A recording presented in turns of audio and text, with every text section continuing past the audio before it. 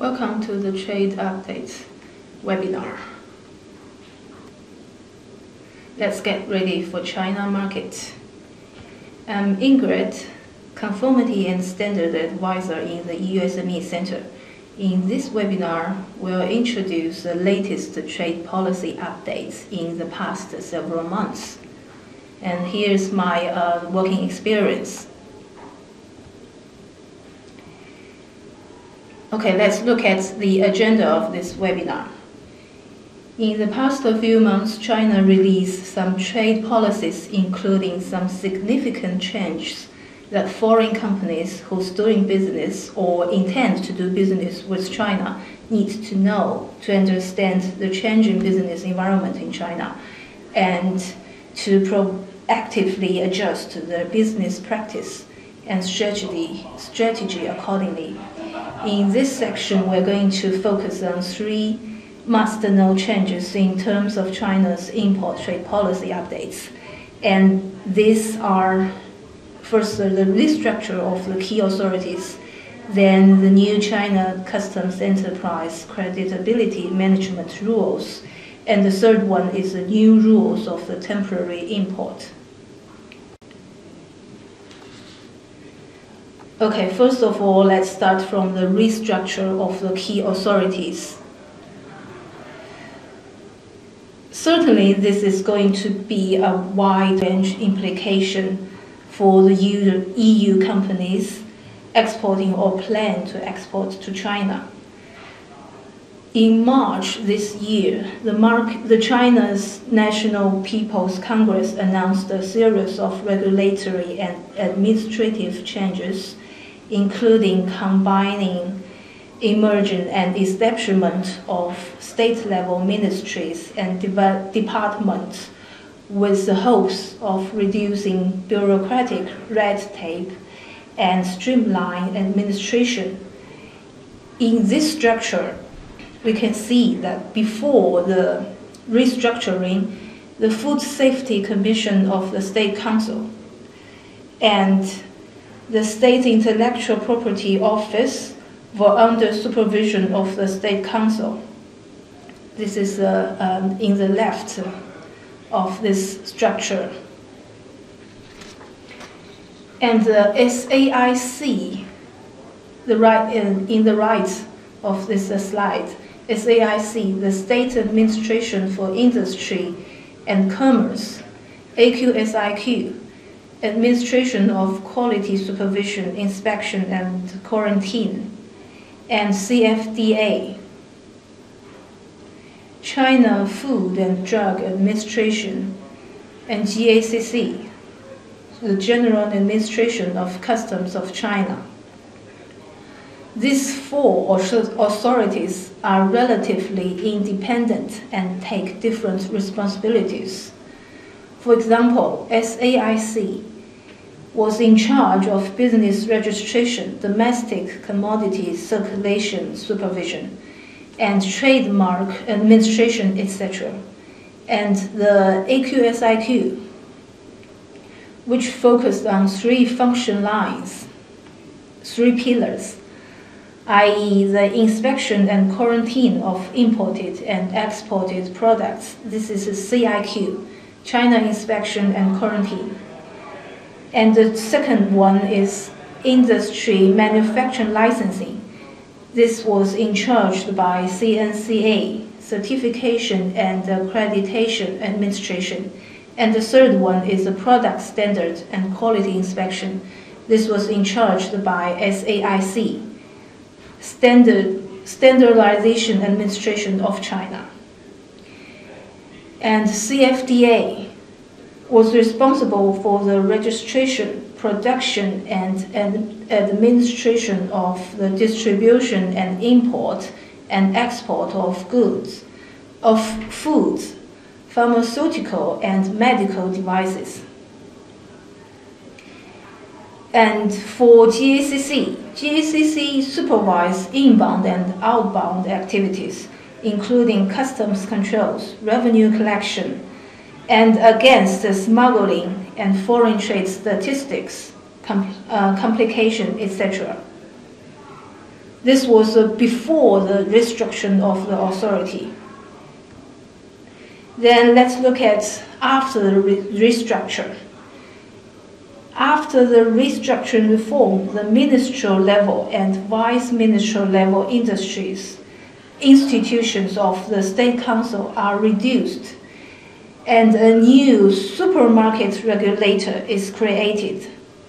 That is the SAMR, which is State Administration of Market Regulation, SAMR. Correspondingly, the law enforcement powers will be more integrated and concentrated in the hands of a few agencies. In this structure, we can see that SAIC, AQSIQ, and CFDA no longer exist, while the new established SAMR becomes a supermarket regulator with the incorporation of previous functions of SAIC, CFDA, and part of AQSIQ, i.e. the NCA and SAC function of AQSIQ. And the SAMR now oversees the entire life cycle of a full spectrum of products, which consolidated and far-reaching powers covering all types of business activities, ranging from food safety, business registration, IP, to market competition. And the previous SIPO will be restructured with its responsibilities enlarged to cover SAIC's original trademark administration function and the AQSIQ's original administration of geographic indications of origin function. While CIQ, we can see in the left of this slide, CIQ, the other function of AQSIQ, was merged into GACC, under GACC, i.e. China Customs. In short, in this structure, we can simply understand the SAMR as the previous CFDA plus SAIC plus AQSIQ minus CIQ, because the CIQ merged into the GACC, so the new GACC can be understood as the old GACC plus CIQ. In this slide, let's focus on the new China Customs after the restructure.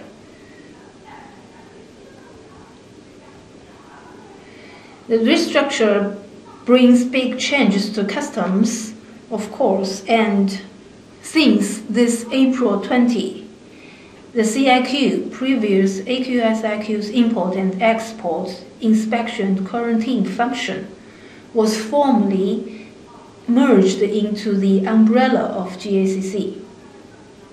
Consequently, to some extent, the import and export process of goods should be streamlined as the new China Customs responsibilities are enlarged, which makes the new customs provide one-stop service possible now. Previously, before the restructuring, enterprises engaging in the import and export of goods need to separately register with both CIQ and GACC to make both customs declarations and inspection and quarantine declarations during the import and export process. This was a great drain of time and resources for both companies and the in-charge authorities. So with the integration of CIQ, the new China Customs is now the only authority that importers need to face to handle all procedures of product import. Now, when goods arrive at the port, they only need to experience one declaration, one inspection, and one clearance. Therefore, the import and export customs clearance procedures are expected to be cut and improve the cross-border trade efficiency. Let's take in Shanghai Customs as an example. It is reported that the merger helps Shanghai Customs to cut nearly 1/3 of the time required to handle goods and reduce import and export compliance costs by another 10%. And because of the combination of the CIQ and customs, it is more efficient for policy making and implementation, and therefore to reduce the cost led by the system.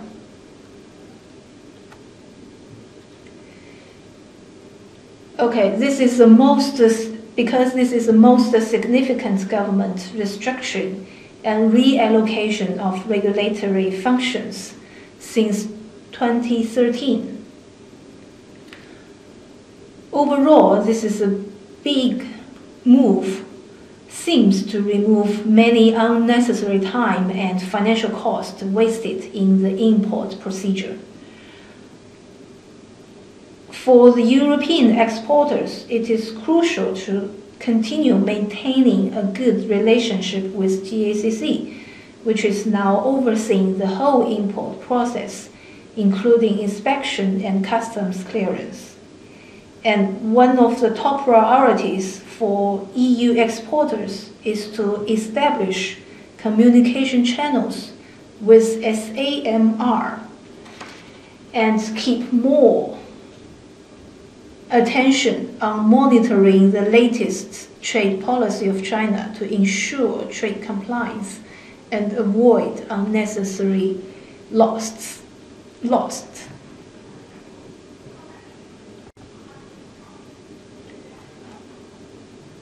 Okay, the above are the significant restructure of trade-related authorities. Then in this section, we're going to talk about the significant change of the enterprise classification within the customs system. Starting from this May, the GAC Order 237 entered into force. This is a new customs enterprise credit classification and management system. It represents significant changes to the previous enterprise credit system. Here in this webinar, we're going to discuss the core information of this order, i.e. the classification and benefits of different enterprise creditability. For those who are interested to understand more information of this order, including such as information collection, annual credit report, public access to information, etc., can refer to this GAC Order 237. First of all, the GAC Order 237 classifies all trading enterprises under the AEO progress. AEO is an international authorized economic operator. Enterprises are divided into 3 ranks, i.e. certified enterprises, general credit enterprises, and discredited enterprises. Certified enterprises are international AEOs under WCO, which is the World Customs Organization, and they enjoy preferential customs clearance measures in mutual AEO recognition countries with China. Now there are 35 countries are AEO recognition countries, and certified enterprises are further divided into advanced certified companies and general certified companies. In this slide, let's look at the basic qualification criteria for each credit rating companies. We only highlighted the most important criteria for each ranking For details of other criteria and consideration, please refer to the Chapter 3 of this order. First, let's look at the highest ranking, which is the advanced certified companies. As with the general certified companies, this credit rating may only be obtained by affirmative application and verification. And companies that have obtained advanced certification status must recertify once in every 3-year period. China Customs will send notification to the advanced certified companies prior to initiating the recertification review. And for general certified companies, companies want to be a certified enterprises need to make formal application and get affirmative determination from customs. Customs conduct recertification on general certified companies on irregular basis. General credit enterprises are normal companies that do not meet requirements of certification but have no bad customs record either. A newly established enterprise or companies first registered with customs will be considered as general credit enterprises.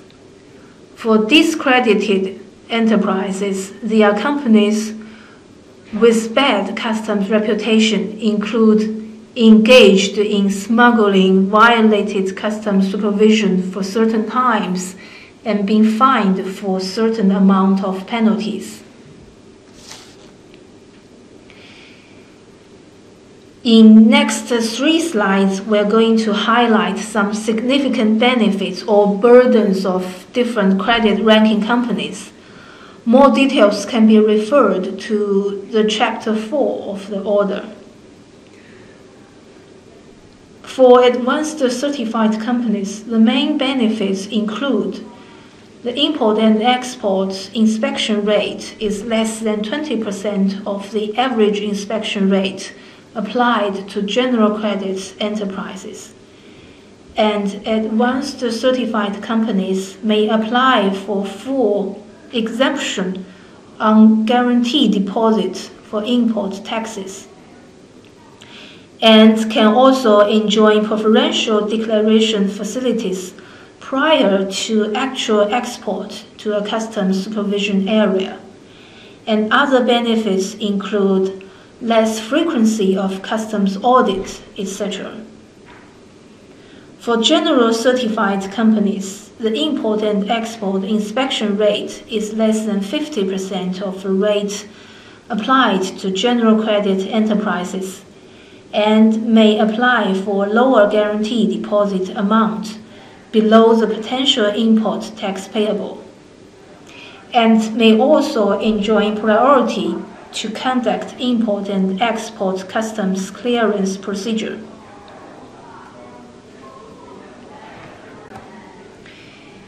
There are no specific benefits or extra customs restriction on general credit enterprise. While for discredited enterprise, they have to pay the price for their improper activities. For example, the import and export inspection rate on them will be more than 80%, and the frequency of customs audit for them will be increased.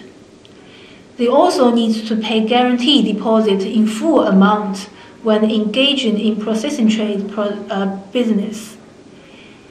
And they are also prohibited to apply for an upgrade to general credit enterprise for 2 years. In regards to the above, there are some comments and suggestions to European exporters.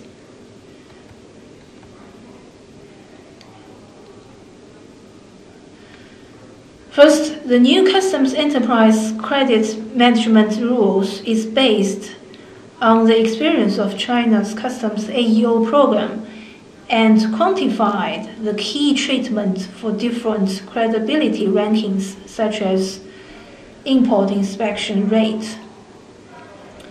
And the development of the AEO, with the development of the AEO program, certified enterprises will benefit more in mutually recognized countries. And EU SMEs are suggested to select properly qualified Chinese partners to benefit from import preferential measures. It is also suggested to pay attention to the new certification criteria to maintain or upgrade enterprise ranking and seek professional advices to assess and improve internal trade compliance when necessary. After discussion of the new enterprise classification, we are now moving to the last section of this webinar. That is the new rules for the temporary import.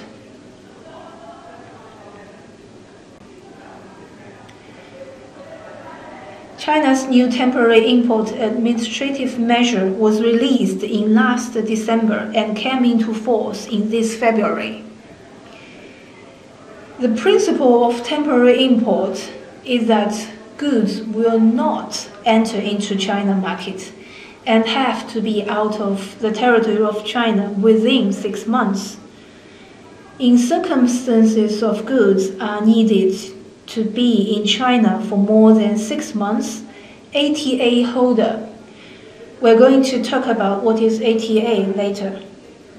ATA holder or consignee of the goods shall apply for extension to the local in-charge customs, and the extension will be no more than 3 times, and each extension shall not exceed 6 months. So in total, the maximum period for temporary import shall be 24 months, that is 2 years. In specific cases, for commodities imported temporarily for national key projects or national R&D projects or exhibition purpose for more than 24 months, approval from the regional supervision customs office is required. This is the superior customs of local in-charge customs. That means higher level approval is required. The benefits for temporary import include import duty, VAT, and import licenses are exempted in most cases. There are still some exceptions, such as, for example, the alcoholic beverages, tobacco products, and fuels for exhibitions are not applicable to the tax exemption. In this slide and the next slide, we listed the circumstances that temporary import suits. In total, the temporary import rules regulate 13 criteria that are applicable. In most cases, generally speaking, goods for exhibitions, testing, R&D, charity, etc. can apply for temporary import. Samples consumed or circulated in exhibition within reasonable amounts upon customs approval after review or assessment can be exempted from import tax and VAT. The amount exceed the approved reasonable numbers shall pay the tax.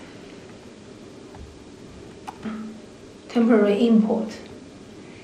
As temporary import is different from general trade mode, goods are under China customs supervision before leaving China temporarily. So different customs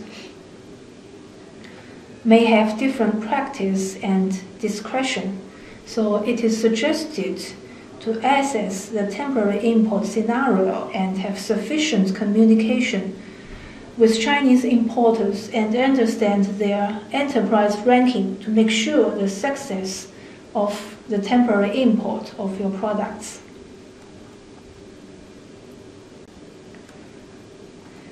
So the above are about the trade policy updates. I'm going to speak a few words about the EU SME Centre and the achievements of the Centre.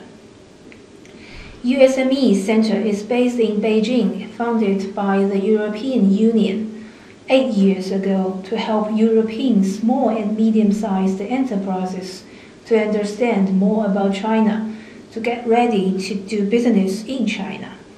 It is implemented by 6 chambers of commerce, including CBBC, which is China-Britain Business Council, BenCham, China-Italy Chamber of Commerce, CCIFC, which is French Chamber of Commerce, and Euro Chambers.